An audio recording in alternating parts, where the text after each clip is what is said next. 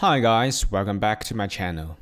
In today's video, I'm gonna show you the complete solution to 2022 Time Zone 1 Higher Level Paper 1.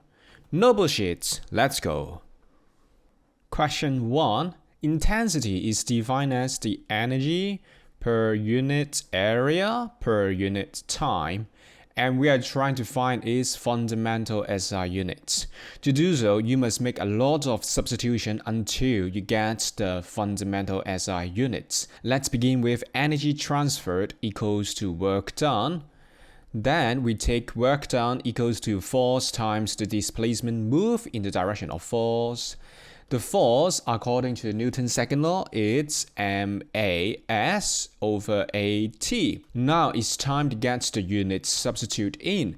M is kg, A is meter per second square, S stands for displacement, therefore meter, A is the area, so it's meter square, T is time, so it is second. After simplifying this ugly monster, then you will get D. Question 2 is about the vector addition and subtraction. Let's say for option A, you have a vector of 1 Newton and also another vector of 2 Newton. If these two vectors they are going in opposite direction, then the resultant force, also known as the net force, shall be 1 Newton. If these two arrows they are going in the same direction, therefore they're both going to the right hand side, the net force shall be 3 Newton. Therefore, you can conclude the range of the force is their difference and up to their sum. This is the range of force created by option A combination. The combination in B, C, D, they are going as 13 Newton up to 15 Newton for B, 1 Newton up to 11 Newton for C, 1 Newton up to 13 Newton for D. Which one includes your target 12 Newton? D. Question 3. You have a thermometer. In this thermometer, the reading happened twice. It happened at 10 degrees Celsius and 20 degrees Celsius. You use your eye to observe these readings twice. And in every reading, there is an uncertainty of 0.5 degrees Celsius. So the delta T in each of these readings were 0.5 degrees Celsius. Same for both readings. Therefore, the total uncertainty throughout the experiments should be 1 degree Celsius as they accumulated. The measured temperature difference is 20 degrees Celsius minus 10 degrees Celsius, making it 10 degrees Celsius. What is the percentage uncertainty? Percentage uncertainty is the delta T over T, therefore it is 1 degree Celsius over 10 degrees Celsius, making it 10%. Question 4 is about energy transfer. Firstly, on a road, there is a block moving at a speed of v. After a certain distance, it will be stationary. Because as the block is moving, there is a friction, F, going backward. The distance it has traveled is d. Therefore, it is a conversion of kinetic energy going to work done against friction. Equation-wise, it would be half mv squared equals to work done against friction, F times the distance traveled. Similarly, it happens again with the other block. It is half mu squared equals to the friction times the distance traveled. By comparing these two equations, you can tell v squared is equal to 2 times of the u squared. So U is V over root 2. The answer is B. Question 5, a projectile motion. The object was kicked horizontally, so it will be traveling in this path. it will hit the ground after 2 seconds. Note that the force acting on the ball is going vertically downward. It makes no horizontal force acting on it. In other sense, the horizontal velocity is always the same, always 1.5 meters per second. How far can it travel in 2 seconds with 1.5 meters per second? It is 3.0 meters. Lastly, the magnitude of displacement is the length of this arrow. And it is a Pythagoras calculation. You have 4 meters and 3 meters. The hypotenuse shall be 5 meters. Question 6. You have two masses connected by the same string over a frictionless pulley. Honestly speaking, completing the full calculation is quite demanding, as the algebra work is quite challenging. However, you can still make some tricks to get your chance from 1/4 to 1/2, which is studying the acceleration suggested by the question. M2 is accelerating down, M1 is accelerating up. This makes M2 heavier than M1.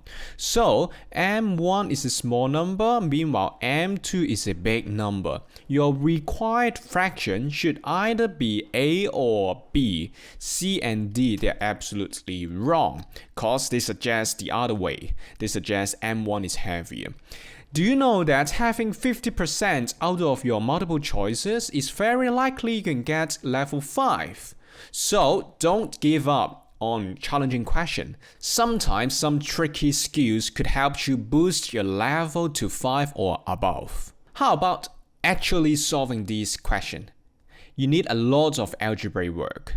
Starting with the arrow. M1 is experiencing two forces, a strong tension going up and a weak weight going down. M2, the other way, there is a tension going up, but there is an even stronger weight going down. These two tensions, they are the same in magnitude, because firstly, they are the same string. Second, they are going over a frictionless pulley. So you can write the equation of Newton's second law on these two bodies separately. Starting with M1. Tension is stronger, so it's tension minus M1g equals to M1a, which is M1g over 2. For the object 2, it is M2g minus the tension equals to M2a equals to M2g over 2. Let's make M1 on the left hand side and non-M1 on the right hand side. Then you will have M1g plus M1g over 2 equals to t. After simplifying and making M1 be the subject, you should have 2t over 3g. This is the first important message.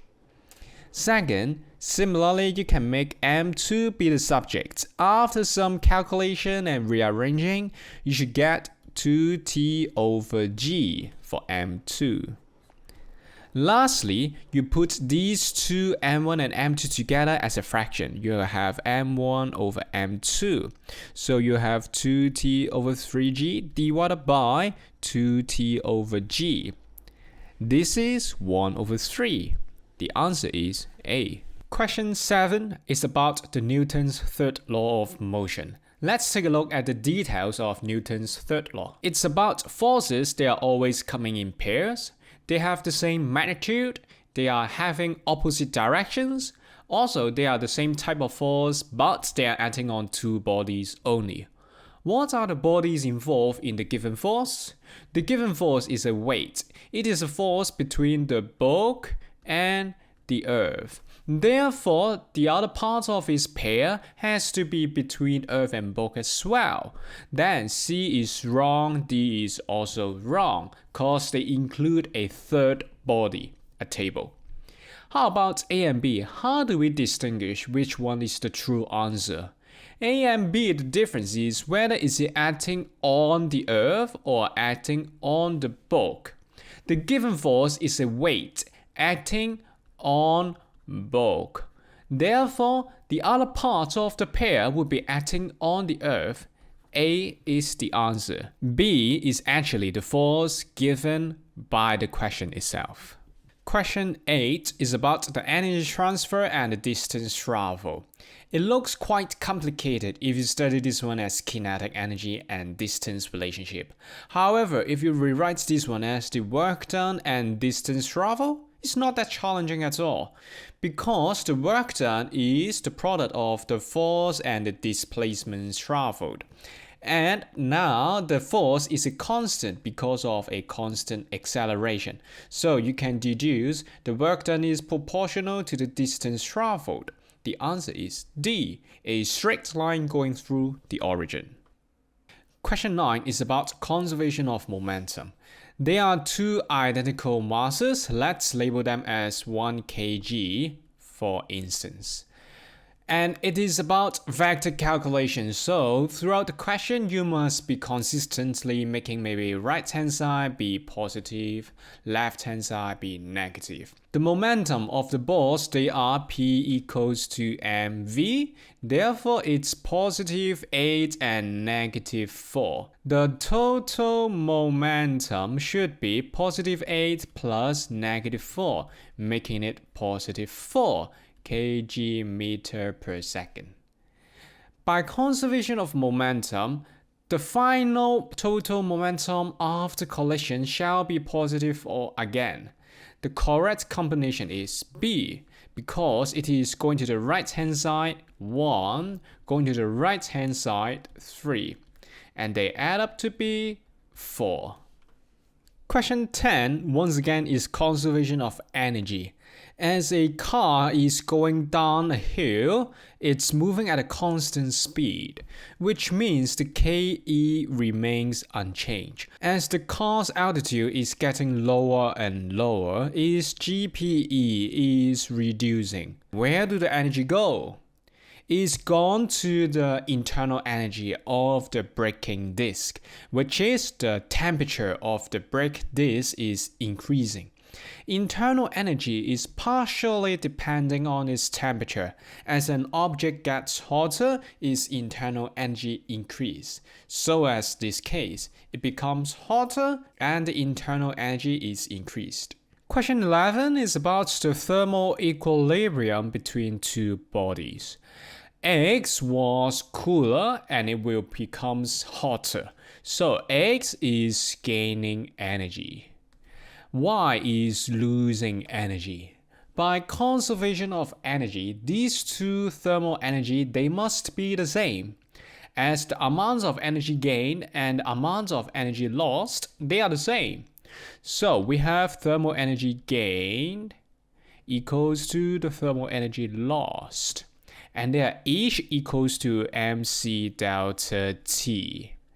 The mass of X is denoted as m. The C of X is 2C. The change in temperature of X is 60 minus 20. For the right hand side, the mass of Y is unknown. The C of Y is simply C. The change in temperature of C is 80 minus 60. By rearranging these numbers, you will get my equals to 4m. The answer is C. Number 12, it is an ideal gas, so it strictly obeys the ideal gas law, PV equals nRT.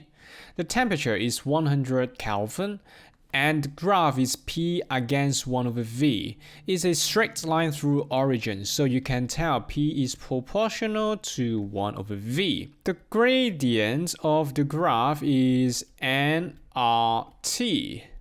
Where n is our target, R is given in your formula sheets, and T is 100 Kelvin.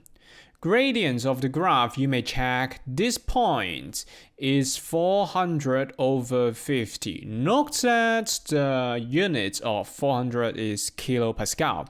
So it is 400,000 over 50. By rearranging, you will get n equals to 80 over r. The answer is C. Question 13. There is a wave, and the particle in the wave is traveling in an amplitude of 4 centimeters. So within one cycle, its position will be +4 reduced to 0, from 0 down to -4, from -4 back to 0, from 0 go back to +4. Therefore, the total distance traveled should be 16 cm. And the time it took to complete this 16 centimeter travel is 10 milliseconds. Therefore, you can have the average speed being 16 centimeter divided by 10 milliseconds. And of course, you must make it back to its SI units. Therefore, meter 0.16 and second 0.010. This is giving you 16 meters per second. C. Question 14. There are waves falling at the same point, and at this point it is observed as a minimum of 0 intensity. Clearly, this is a destructive interference. For destructive interference to occur, the waves are meeting like this one. They are like upside down of identical wave. So the frequency are the same and the amplitude must be the same to give you a perfect 0 intensity. The answer is C. Question 15. You have an unpolarized light passing through a polarizing filter. The orientation of this filter is about to turn by one cycle, therefore 360 degrees. As the source of the light, it was unpolarized. It doesn't matter which orientation of the transmission axis is, it could be vertical. The transmitted light will be vertically polarized and the intensity will be 50% of the original one. If the same light source is used, but the orientation of your transmission axis is now at maybe 45 degrees, then the transmitted light will be diagonally polarized. And the intensity is still 50% of its original. No matter which direction the transmission axis is pointing at, the transmitted light is always 50% of its original. So the answer is D. Question 16 is a Young double-slit interference. The light is a monochromatic light, which means it consists of one wavelength only, and I just make it as a red light, for instance. According to the question, the position of O should be a bright fringe. The position of X is a dark fringe. Between O and X, there are two extra dark fringes. So the real picture that you should be seeing is the colorful picture that I drew. O to X, you can see alternating bright and dark fringes. What is the path difference between the light from two slits arriving at X? At X, the S2 wave is definitely traveling for a further distance, S1 wave is traveling for a shorter distance. Because of its path difference is determining whether it's a constructive or destructive interference. For position O, it is at the midpoint of the two slits, therefore it is 0 wavelength path difference. For all constructive interference, they are integral multiple of wavelength, so there are one wavelength and two wavelength like this one. For destructive interference, it will be half integral multiple, so it is 0.5 wavelength, 1.5 wavelength and 2.5 wavelength. The correct answer is 2.5 wavelength, C. Question 17. We have a standing wave. A standing wave may look like this one, with solid line and dotted line indicating its pattern at half a time period across. P and Q, they are both antinodes. So let's label this one as P and this one as Q. And you can see that P and Q, they are separated by half a wavelength, because one full wavelength would be this pattern. So right now, P and Q, they are half a wavelength apart. Statement 1 is true. Statement 2, P and Q, they are in antiphase because when P is at the crest, Q is at its trough. So they are in antiphase. Pi radian is antiphase. So statement 2 is correct. Statement 3. Energy is never transferred in any standing wave. So statement 3 is incorrect. The answer is A. 18. We have two charges, P and Q. These two charges, they are oppositely charged so that they are always attracting. And also, P is experiencing a force going to the right, meanwhile the electric field is pointing to the left. It indicates it is a negative charge, cause the force on a negative charge is opposite to the direction of field. It makes Q be a positive charge. A positive charge would experience a force in the same direction as the field, which means the field is also pointing to the left. The answer is B. Question 19. You have three charges with identical magnitude of charge, but one of them is negative. Their electric field will be stretching out for positive and pointing inwards for negative. When these lines they extend, these are going in these three directions. So these three arrows, they are going to combine and give you a resultant direction in C. Question 20. Here you have a power supply of 12 volts EMF and three identical resistors at the bottom. Let's combine K and L together to make it as an equivalent single resistor, KL. The resistance of it will be half of the original. Meanwhile, M is simply R. On the right hand side, we have removed the resistor L, leaving the resistance of K be R and the resistance of M be R. And I'll use green pen to indicate their potential. The potential would be 12 volts here and 0 volts here. And it is 0 volts right after the resistor M, and it will be still 12 volts before KL. As their resistance are not identical, so their voltage is going in ratio as well. The one on the left hand side is going to take 1/3 of the total potential difference. So it's going to take 1/3 of 12 volts. Therefore, it is 4 volts and 8 volts on the right. 4 volts of potential difference, which means it's dropped by 4 from 12 volts on the left, leaving it at 8 volts. And it will drop by 8 down to 0 volts and then going back to the cell. Green are the potential. Red numbers, they are the potential difference.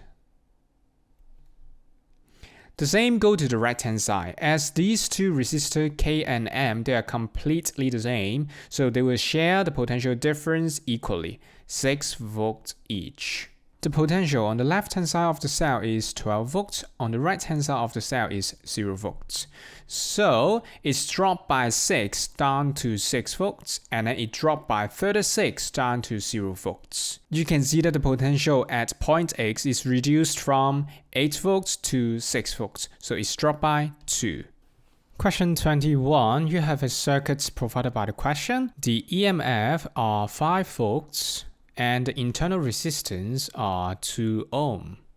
The external resistance is 4 ohm. When you combine all the EMF and internal resistance together, it will be 5 volts as they're in parallel. 1 ohm as they're in parallel, it reduced by half. And then there is an ammeter being ideal, an external light bulb being 4 ohm. The next step is combine the internal resistance and the external resistance together, giving you 5 volts at the top, ammeter here, and then 5 ohm as they're in series. Then you can take the R equals V over I to solve. The current here is 1 ampere. The answer is A. Question 22 is about Fleming left-hand rule. On the given diagram, you have the force going downward, which means it is your thumb going down, and then the current is going to the right, therefore it is the middle finger going to the right, and therefore your index finger should be going out of the screen, going out of page, and this is your index, which representing the magnetic field. it's going out of the plane of the paper. How about after you tilt the wire by 30 degrees? The equation of magnetic force on a wire is BIL sine theta. But this angle theta is not a random angle. It is, strictly speaking, the magnetic field and the currents, their subsequent angle. No matter what is the angle you rotate along the plane, it's not going to change the fact that the current is going on the plane of your screen. Meanwhile, the magnetic field is going out of the plane. It's always BIL sine 90 degrees. Sine 90 degrees is 1, so it is still BIL, the same as before the rotation. The answer is C. Number 23, it's about circular motion. The force acting on the ball, they are downward weight and going to the left-hand side tension. To maintain its circular motion, the tension is providing the centripetal force. So tension is mv squared over r. The mass of the ball is 0.3. The linear speed of the ball is 4 meters per second. The radius of the circle is 0.6 meters. Therefore, the answer is 0.3 times 16 divided by 0.6. It is 16 divided by 2, so it's 8. The answer is B. Question 24. It is not easy to solve this question simply by reading the text. It's better to make your own drawing. For instance, you have a planet in the center and there are two moons orbiting around it.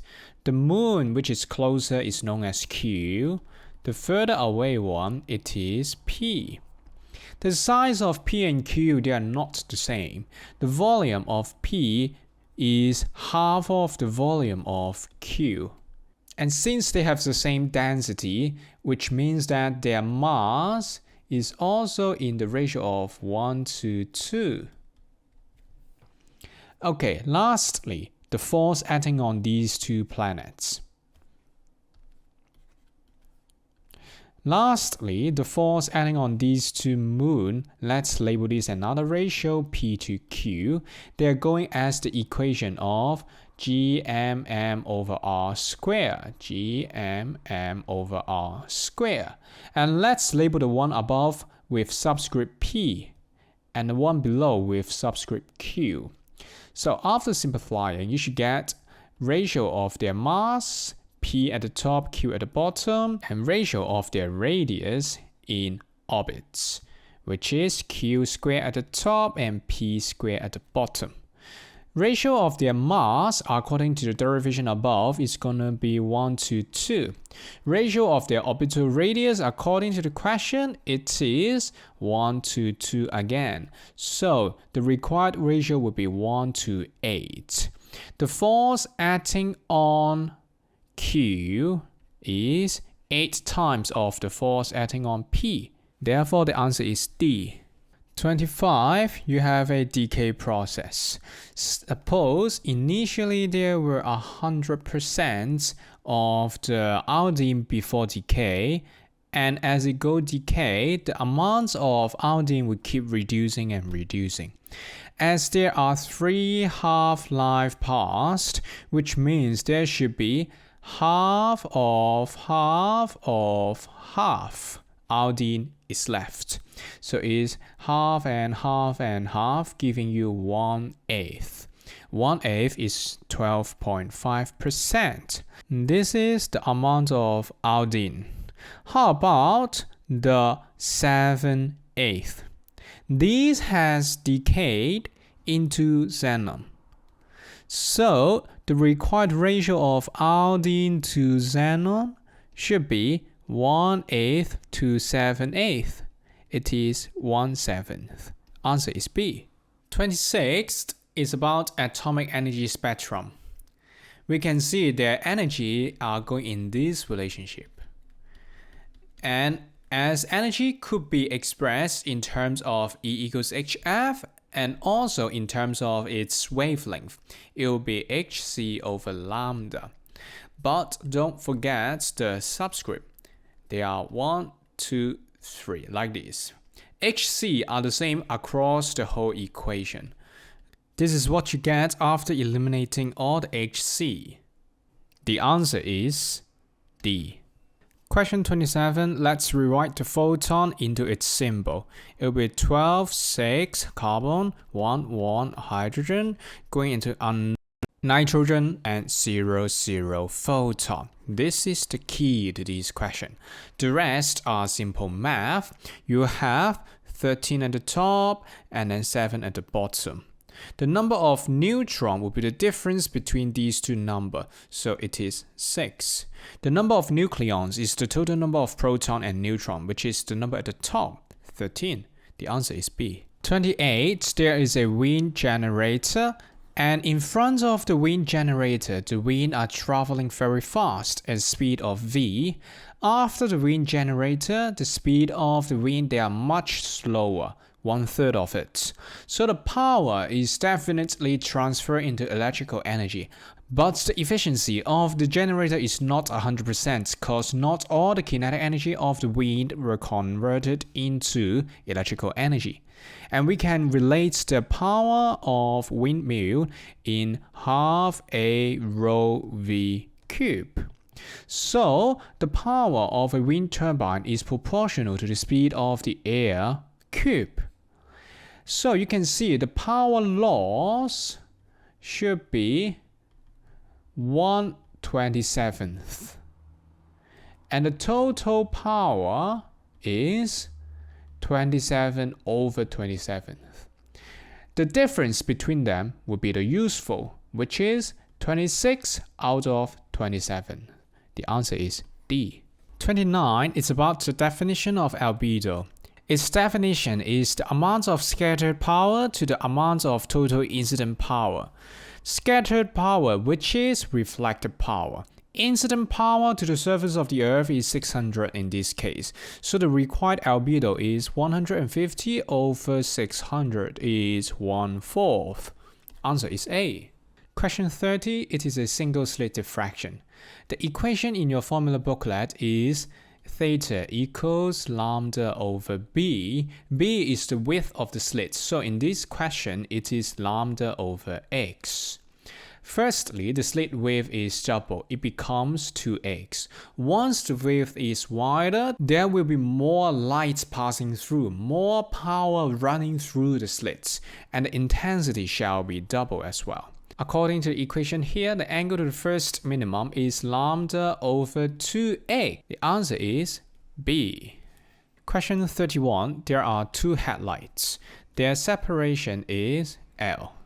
The diameter of the pupil is D.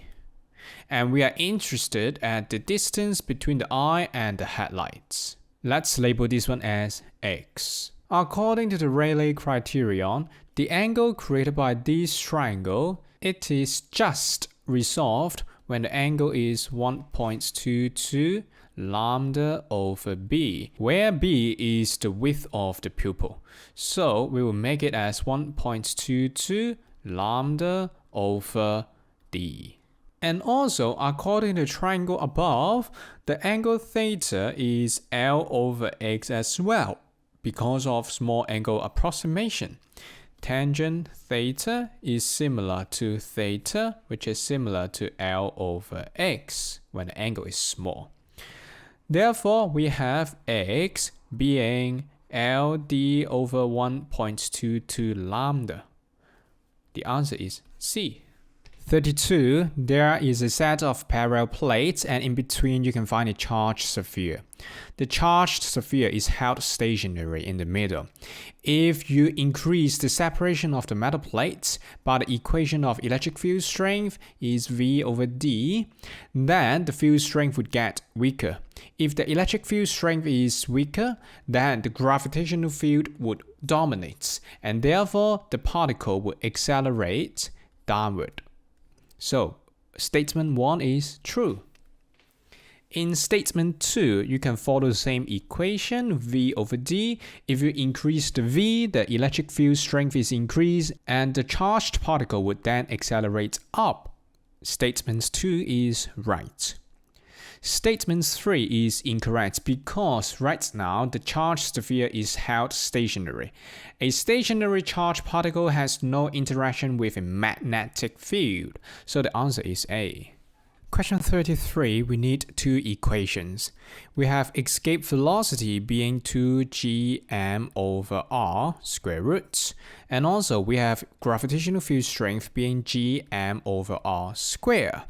And you can see across option A, B, C to D, square root g is needed. So we can get gm r square square roots. And this shall be introduced into the escape velocity equation by making 2g times r and then square root. And this is the answer, B. 34, we have an electromagnetic induction question. It's based on the combination of Faraday's law and Lenz's law. If you combine these two laws together, it will be negative of change in flux linkage over time taken. Therefore, the negative gradient of the flux against time graph is the value of EMF.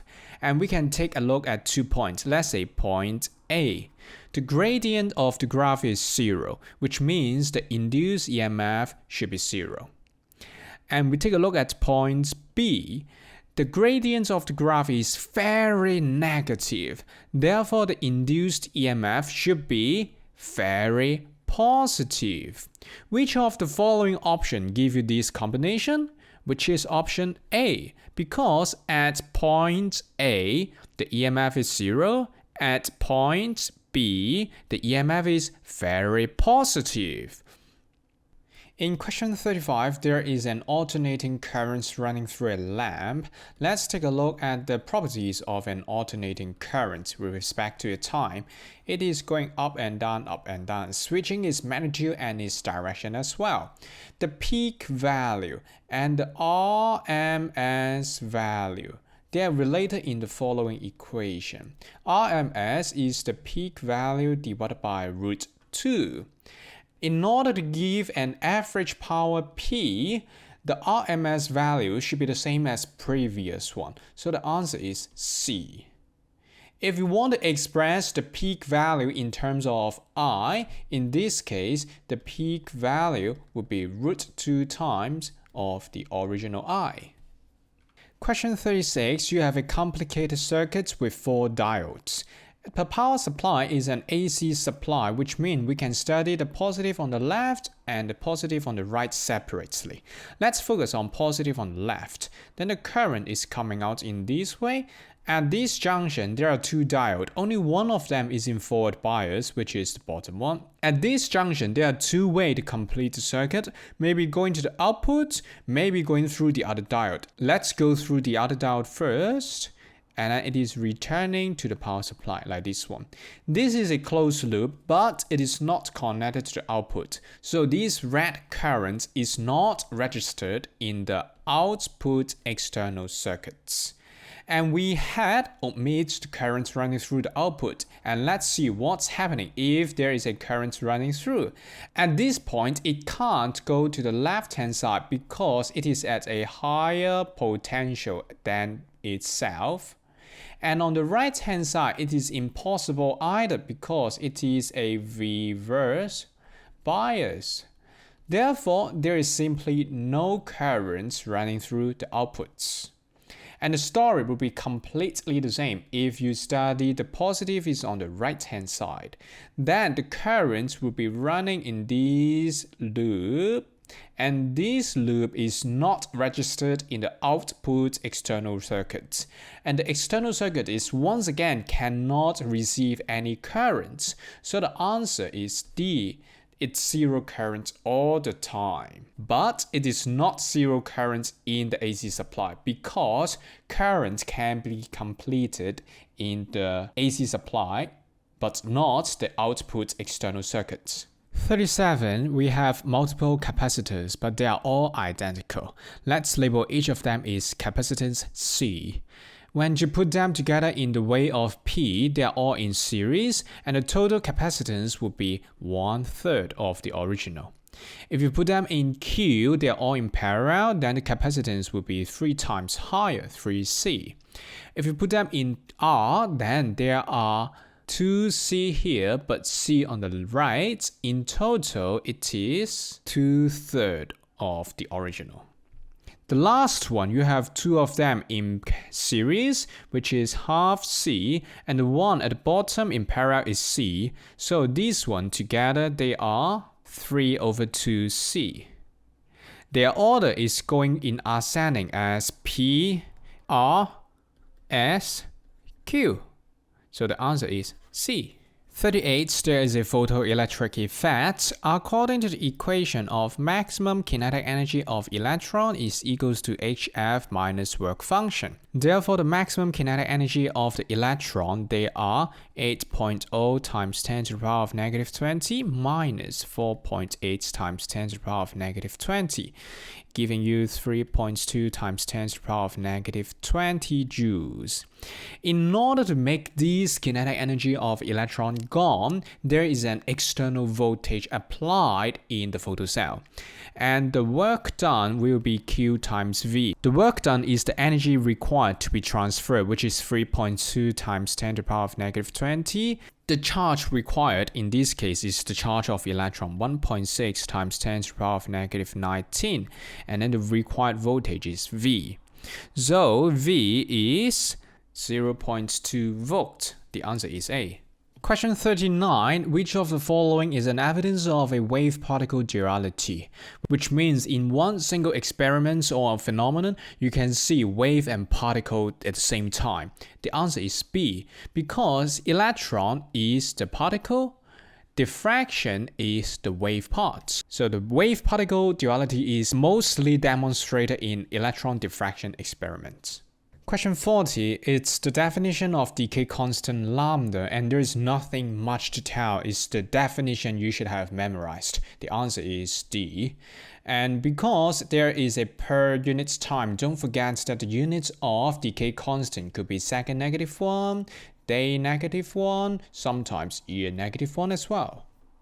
Thank you for staying with me to the end. Don't hesitate to leave your question or request in the comment section. I'll see you guys next time.